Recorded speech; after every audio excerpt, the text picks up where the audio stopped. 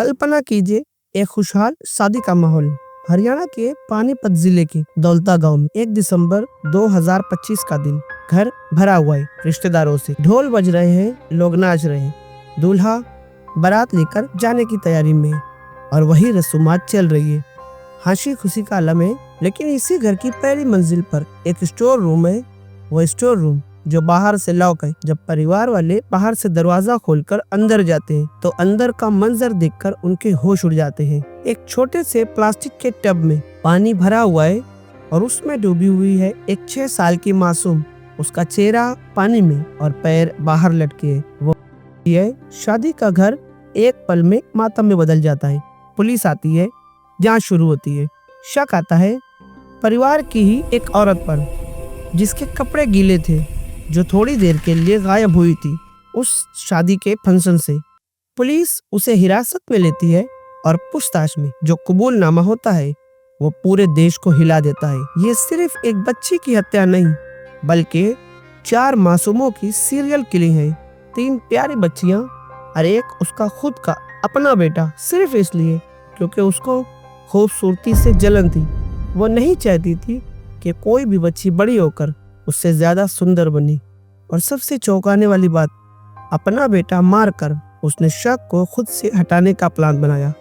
मैं हूं अंसारी, आप देख रहे हैं डिकोडिंग क्राइम और हम बात कर रहे हैं हरियाणा सीरियल किलर मॉम। आरोपी का नाम पूनम, एज 32 से 34 ईयर, मूल रूप से पानीपत के सिवा गांव की। शादी के बाद सोनीपत के भवार गांव में पति नवीन के साथ रहती थी। 2 बच्चों की माँ। बाहर से नॉर्मल पढ़ी लिखी एक एजुकेटेड घर संभालती थी, लेकिन उसके मन में एक अजीब सी सल सुंदर बच्चियों से। पुलिस ने इसे साइकोपैथ टेंडेंसी कहा। वो नहीं चाहती थी कि परिवार में कोई भी लड़की उससे ज्यादा खूबसूरत हो। पानीपत के एसपी भूपेंद्र सिंह ने प्रेस कॉन्फ्रेंस में कहा, जहाँ में सामने आया कि उसे हर बड़ी बच्ची को देखते ही रोने लगती थी। उसके बाद एक दिल बैठ गया था कि कहीं ये बच्ची बड़ी होकर मुझसे ज्यादा खूबसूरत न बने। ये जलन पहली बार 2021 में सामने आई। तब विधि जो आखिरी विक्टिम बनी, उस वक्त वो सिर्फ 2 साल की थी। पूनम ने उस पर गर्म चाय की केतली उड़ेल दी। विधि बुरी तरह से झुलस गई लेकिन बच गई। परिवार ने इसे एक एक्सीडेंट माना और कोई केस नहीं हुआ। लेकिन ये सिर्फ एक शुरुआत थी। असली हत्या शुरू होती है जनवरी 2023 में। पहली विक्टिम इशिका, 9 साल की, पूनम की देवरानी की बेटी। भवार गांव में अपने घर पर पूनम ने इशिका को पानी के टैंक में उसकी मौत हो गई।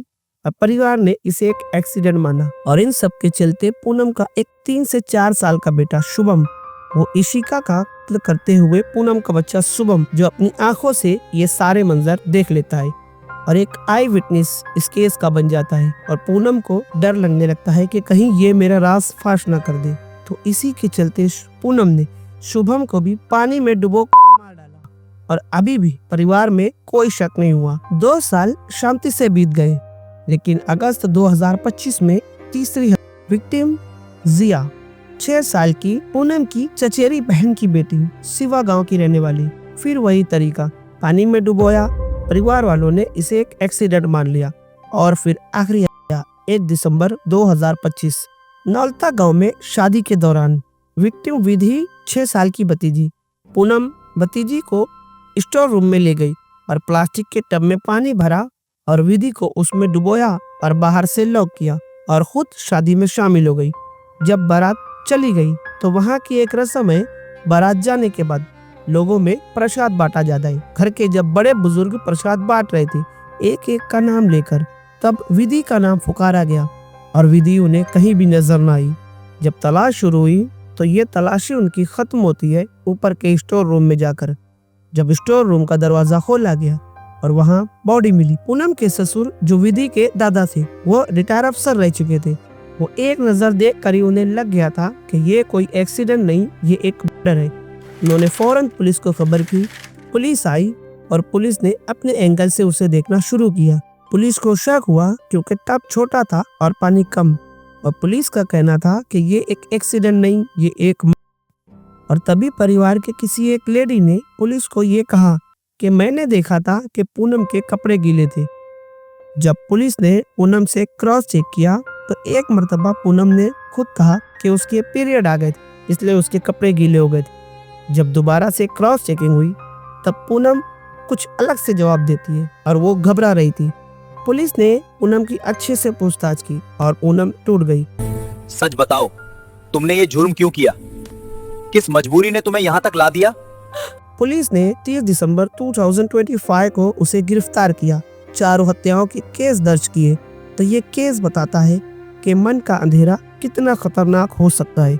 4 मासूम जिंदगियां सिर्फ जलन की भेंट चढ़ गई। पुलिस जांच कर रही है और पूनम जेल में है। याद रखें, अपने आसपास नजर रखें। मेंटल हेल्थ इश्यूज को इग्नोर मत कीजिए। अगर आपको ये स्टोरी इंफॉर्मेटिव लगी हो तो लाइक, शेयर और सब्सक्राइब जरूर करें। कमेंट में बताएं अगला केस कौन सा कवर करूं। मैं हूं अंसारी, आपसे मिलता हूं फिर किसी वीडियो में। तब तक के लिए देखते रहे डिकोडिंग क्राइम। जय हिंद।